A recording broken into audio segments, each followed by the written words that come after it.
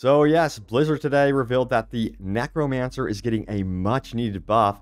But what exactly is changing? Also, new responses from the dev team about lingering issues and what they're going to do about that. Plus, a plea to Blizzard about the world boss and some key advice on how to take down Ashava yourself, but also as a team. So let's get into this first and foremost with this one right here from Adam Fletcher of Blizzard, who says, "Hi all, the team has just deployed a hotfix for the Diablo 4 server slam that will be addressing some of the feedback we've been seeing regarding Necromancer pets and their survivability. Now, this is a backend change, so users will not need to download a new update. The hotfix will take a few hours to deploy to all users. Remember, the server slam test will be ending at 12 p.m. PDT on Sunday." That is such a bummer. I was really hoping that it would go until Monday, but oh well. I wish they would honestly extend it. Now, more on the Necromancer buff. Does this change damage at all? Does it change only the health of the skellies? Let's go ahead and take a look at that because we got the question right here from Jez, who says this: does it buff their damage or just health? I didn't think the damage was so bad if you take on the passives. And the response from Adam Fletcher is it addresses survivability, so health. So no adjustments to the damage of your skellies and that sort of output. Let me know if you guys think that needs to be adjusted. I'm kind of curious. Now, Rod Ferguson of Blizzard also had some words about what's going on with the Necromancer. Check it out right here. Definitely hearing the feedback on the Necro nerfs. I'm feeling them too. Remember, balance is a journey, not a destination. It takes tweaking to get it right. So my assumption is if the community is loud enough, if it's a needed change, they will be adjusting it. So it's not the end of the story for the Necro. If things need to be adjusted going forward, you know, they will definitely do it. And right now, I'm actually playing, of course, yes, my Barbarian, and I am having a blast with the Barbarian. Let me know if there's any other Barbarian fans out there, of course. Sound off. But yeah, let's keep going with the official news. I was on to say this right here. Is it common for goblins to drop no loot in their death? I just killed one, level 16, in the deep. Why? No loot, just gold. And the response is this one from Rod Ferguson, looking into that too. I noticed that, you know, several times chasing down these goblins, and they would drop practically next to nothing. And I'm like, okay, so now they have added troll mechanics into the game. So it's good to note that they are actually listening to feedback on that front as well. All right, so let's keep going, shall we? So Zach goes on to say this. Bloop. Was there a mention about teleporting while fighting Ashava would send you to different servers? I ended up going to town to repair. When I went back through it out me into the area, Ashava spawns, and there was nothing there. Okay, I get the wording there. All right, so the response is here from Adam Fletcher. Yeah, it's an issue we are tracking, but I recommend partying with people in your instance before the fight, which will prevent that, or just not porting back, as that will lead to that issue. I recommend not like teleporting at all during the middle of an Ashava boss battle, to be honest with you, because your team needs you engaging this boss and causing as much damage as possible. So I don't think, you know, it's weird. Do you guys think it should even be an option that you should be able to teleport out of a boss battle that's already live and going on? I honestly think that you should be in it, you know, until the very end, and that mechanic should be kind of like removed during the boss battle itself, you know, until Ashava's health is 0. But yeah, sound off what you think about that one, if you think you should be able to repair or not during the middle of an Ashava boss battle. But yeah, let's take a look and see what's going on right here. It says, is it by design that the Necro with decomposed basic skill can't destroy or destroy destructible around the map? I have to run into them and press the dodge button to do so. I don't recall having this issue with the Necro in previous beta. And the response is it's a bug. So yeah, this will be likely addressed and ironed out by launch. Now we have some PC stuff going on here. So Crawl8413 is back. He says, hey, Adam Fletcher, I did get that patch downloaded that let me do the DLSS. I only have the FSR available at launch. FSR was giving me 165 frame per second on balance at ultra settings. DLSS on performance with some settings below ultra is giving me around 90 frames per second with dips below 60 on an RTX 3080. And the response is this. Now, he does have an actual question here. Hold up. He says, I forgot the actual question. Is this a performance bug or issue? Would it be possible to let NVIDIA card users select FSR or DLSS since they are compatible with both? And the response is, team told me most optimizations for DLSS are coming on day one. So yeah, there seems to be a day one patch that is going to be in the works, of course. So I would expect some sort of day one patch for basically all platforms as well. But on the PC side of things, it seems like they're fine-tuning performance issues and things like that even further. Let me know how it's running for you guys on PC, by the way. Now, let's keep going. So we have another question. It says, hi, hey Rod, appreciate the hard work. Is there any chance our progression carries to the main game from the beta? Thanks and keep up the great work. And Rod Ferguson says, sorry, no, fresh start at launch. So it's going to be basically the same difference from the open beta, what we're experiencing here with the server slam. It's going to be a total fresh start and reset, essentially. Now, what's next? We have this one right here. It says, have you tried the Druid this weekend yet? If so, what are your opinions on a lot of people's perception of it feeling extremely difficult to play? And the response is from Rod Ferguson, who says, I didn't have any real issues, especially considering we don't have access to the class mechanics yet because it's in Scotsglen. So I've been hearing mixed reactions right now about the Druid, that some people are enjoying the Druid. And overall, I'm also noting that people are enjoying the actual challenge of the server slam as opposed to the open beta, that you guys are really embracing it. And I think partly that's due to what I call we living in the Souls era. You know, Elden Ring and that sort of thing actually, I think, helps this sort of instance with having it a little bit more difficult, because I believe that a lot of you guys also love those style of games, and having it a bit more difficult, having that option at least, in my opinion, is a good thing.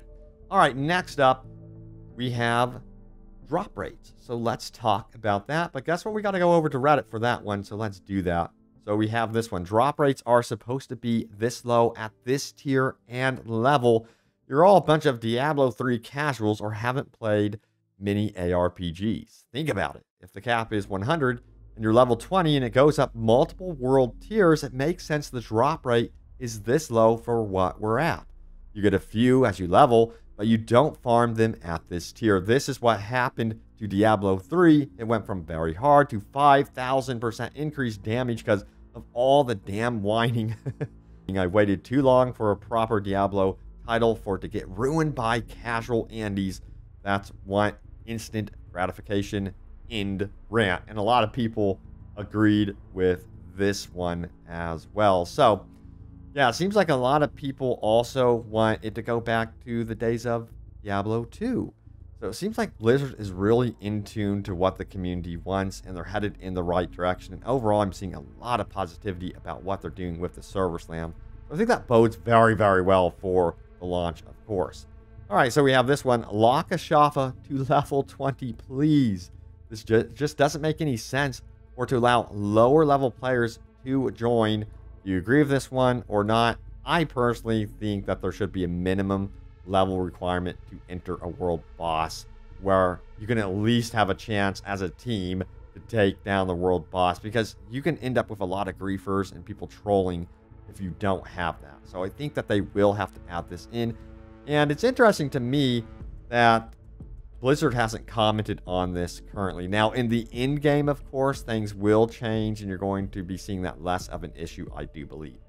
All right, so next up, gotta talk more about Ashava. If you are not level 20, do not go to Ashava. Don't do it. It's basically like trolling. Even if you don't mean it, just don't do it. You're taking up a slot. There's only allowed 12, I believe 12 people in an instance with Ashava. So yeah, you're taking up a slot. There's probably several people that take up slots. Yeah, just don't do it. So we have this one right here. It says, to the people struggling with Ashava, put it on World Tier 1. It will make a difference how to not get one shot constantly. Poison resist on gear and elixir helps. Always try to stand on the boss's back legs. Will let you avoid every swipe, every frontal poison wave, etc. Now, when Ashava does slam her fist into two circles in front of her, she's going to pull them backwards and hit behind her. It's the only attack that will kill you if you're on her back legs. Dodge to the side or use an immunity if you have one. Also, there is a safe spot if you are directly in the middle between the two lines as well, according to other posters. Thanks for the info. Now take helpful class abilities, vulnerability, damage reductions, etc. that will help all of the people in the area get the boss down quicker. Now I know a lot of people are complaining that we were only allowed to get to level 20 and Ashava is 25, but it is doable, especially at World Tier 1. If you switch it over to World Tier 1, that's also what the devs are highly recommending. Go for it. Now, some people are saying this right here that, yeah, Shava is massively overturned. World Boss, my group of all 20s, didn't even get close to on track for a kill within 15 minutes, and people died constantly to poison and swipe one shots. Again, it's mostly because he was playing on World Tier 2. So if you're trying on World Tier 2 at level 20 and the bot's going to be level 25, expect some difficulties. It seems like Blizzard is interested in testing out if that's actually possible or if there needs to be changes or something like that. Now, furthermore, we have this one. Anyone else having a blast? I, for one, am having so much fun and have had not a single issue. Hope you guys are having fun. This is so awesome to see. 1,200 upvotes. It seems like Blizzard is really on point with understanding their community thus far and really listening. And I'm curious to see how this launch goes. Now, of course, we have lingering questions about the Battle Pass, how that's going to go in the long term, and how seasons are going to roll out, and hopefully everything goes smoothly with that. But so far, we're definitely on the right track. Now, we have this one right here. What's your favorite cosmetic you found from drops? Check out the Demon Blade. This thing is absolutely beautiful, and I am so jealous.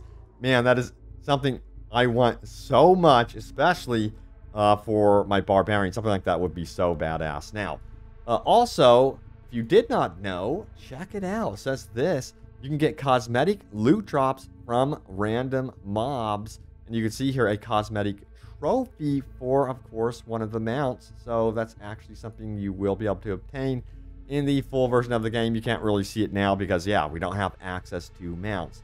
Also, I really wanted to highlight this one. I totally agree with this post. It says, Wings of the Creator should be a looping emote. Would be cooler if the emote itself would be endless and just stop if you would move. Feels super short currently. Yeah, I totally agree with that. I'm like, that's it?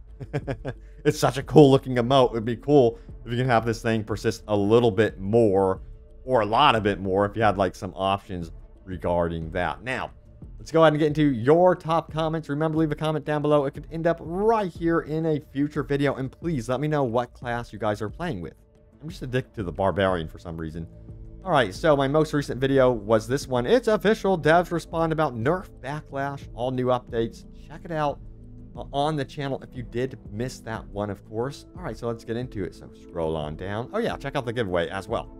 Now, Hazim says this. I played a werewolf melee build and found anything beyond the trash mobs to be quite difficult. You need to actually watch attack animations and manage cooldowns properly. Once I got used to this active style of play, it did become easier. I really enjoyed it compared to the zoom explosion gameplay of games like Path of Exile. So I totally agree. That is one thing I noticed even with the Barbarian, is that you have to really be more mindful about cooldowns when you're using your powers, reserving your powers for elites that come up on you and try to take you down. That is extremely important also as a Barbarian. So totally agree with you. It makes you more, I guess you would say, on your toes, especially at World Tier 2. All right, next up, we have this one from Song Runner, who says, at the vendor where you imprint aspects, you can already hover over the final product before you hit commit to see all the stats of the item, including the item level. It's already in the game. The more you know, a great tip right there. Now, we have a third-party controller who says, my 2 cents, I love the fact I didn't experience any queue times on day 1. And for the first world boss, the loot drops felt very appropriate, and the dungeons felt fresh. My heartburn does come from how hard they nerfed the Necromancer. I agree the experience with skeletons was heartbreaking, and that they needed to be refreshed after every trash fight was ridiculous. On paper, the minions look bad, but in gameplay, it was worse. So yeah, the good news is, guess what? We don't have to worry about that anymore. The Necromancer has seen a buff. So that is great news. All right, so there it is. The latest happenings around Diablo 4. Stay tuned for more news and updates. I'm sure that we're going to get news about the day 1 patch after the server slam. And of course, after the server slam, we have what, only a matter of, is like 2 weeks practically until the release of early access on June 1st. So that's going to be absolutely huge. That's June 1st at 4 p.m. PT time, for those of you that don't know. So on the West Coast here in the U.S., you will get access to, yes, the full game if you pre-ordered the Deluxe Edition or the Ultimate Edition. So, and then everyone else, it's June 5th, 4 p.m. PT time. Yeah, then it's a world launch, of course, so it's going to be different for everyone. I'll be sure to make a video about everything. But thank you so much for watching. Stay tuned for more, and I will see you all next time. Take care.